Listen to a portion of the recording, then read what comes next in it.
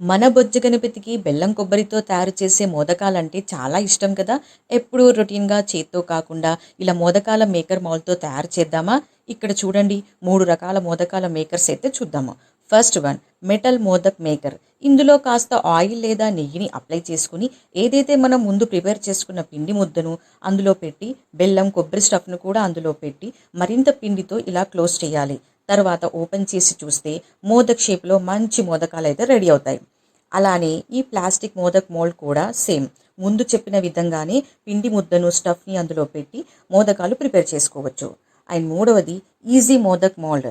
ఇందులో కాస్త పొడిపిండిని వేసి తర్వాత పిండి ముద్దను వేసి ఇలా ప్రెస్ చేస్తే మోదక్ షేప్లో వస్తుంది.